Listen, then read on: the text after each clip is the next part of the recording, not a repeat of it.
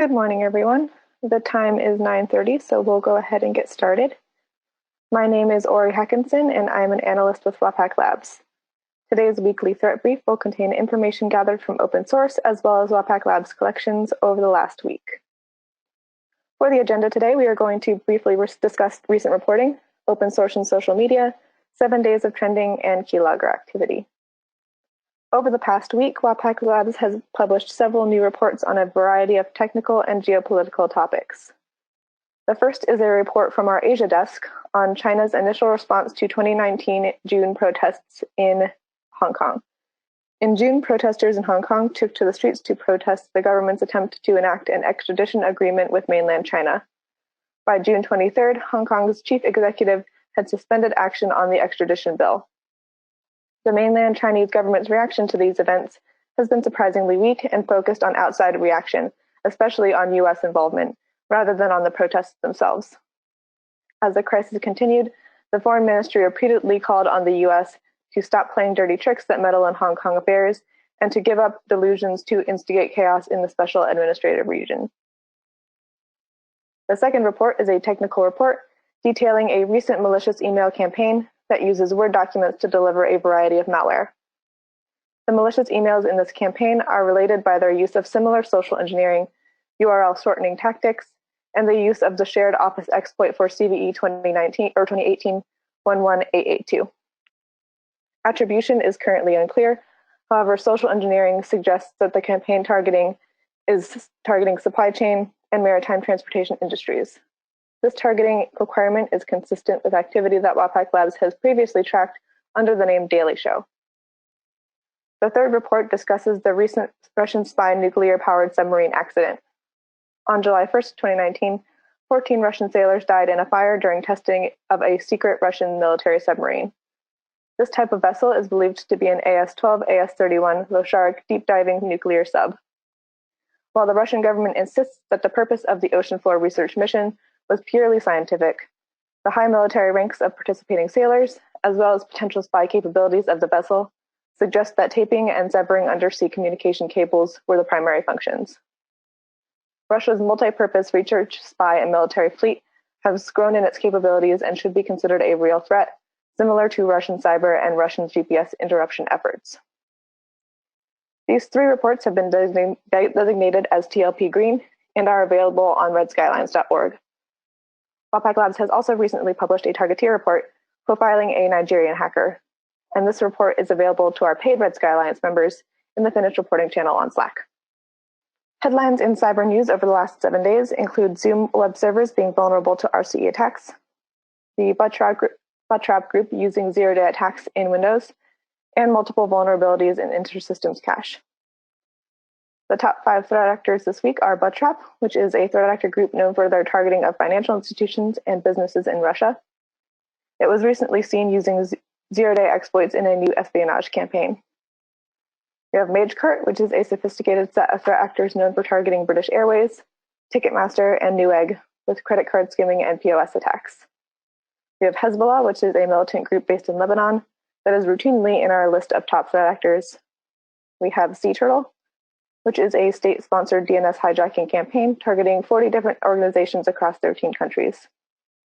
And lastly, we have Lizard Squad, which is a hacker group known for their claims of DDoS attacks that target mostly gaming services. For targeted industries this week, we have software in the top spot, followed by consumer electronics, IT, social networking, and service. For malware this week, we have Agent Smith, which is a new strain of Android malware that has infected 25 million devices and modified legitimate apps with a malicious ads module. We have FinFisher, which is also known as FinSpy, and is surveillance software marketed by Lench IT Solutions PLC, which markets the spyware through law enforcement channels.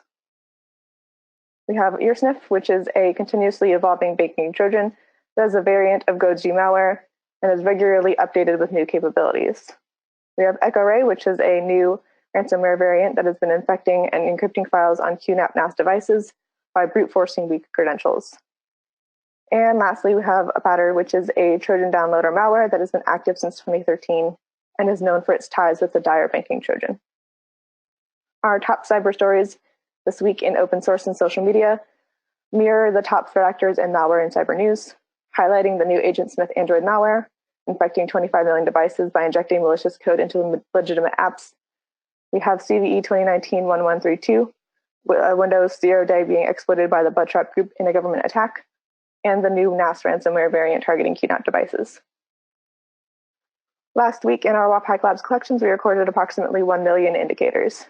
These collections included our Threat Recon keylogger malicious emails and our sinkhole traffic. The numbers on this slide show the new indicators in their respective collections. These indicators are available to paid Red Skylines members weekly, as well as our blacklists, which come in CSV, FortiSIM, and Proofpoint formats. These are the APT and botnet indicators collected last week. We had 63 new APT indicators in the past 7 days. This amount is down about 129 indicators from last week. You can use your two-factor authentication to log into CTAC and download the APT indicators discussed today. Please contact us on Slack or via email for any assistance. Topping the list again in APT indicators over the last 7 days is Sikkipot, followed by PRP and Maudi. Also in the top APT attributions, we have Mirage, Bananan, Carbonac, and WEC-V. Botnet activity over the last 7 days remains fairly consistent with our prior trending. We have 31 Jinrong Street still topping the list, followed by AS9829, which is the National Internet Backbone for India, and AS45609, Bharti Airtel Ltd, which is another Indian telecom company.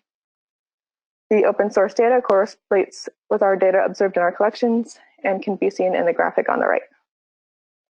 On the cloud security front, we have Amazon topping the list as usual as a high-risk cloud environment. Also in the high-risk category are Microsoft Azure, Peak10, Alibaba, GoDaddy, SharkTech, and AG. In the caution risk category, we have TierPoint and Rackspace, and ONR is in the lower risk category. Our blacklists are published weekly. On the right-hand side, you can see some of our keylogger statistics, and we also observed 68,950 connections from new unique IP addresses to WAPHAC Labs sinkhole domains. Our free Red Sky Alliance members receive Tearline products, and our paid Red Sky Alliance members receive complete blacklists and API access.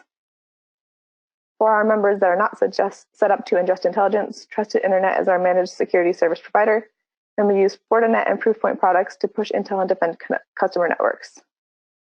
Please let me know if you have any questions, comments, or feedback. That's all I have for today. If you have any questions, please get in touch with us at info@waphaclabs.com. Thanks again for joining us, and I'll see you next week.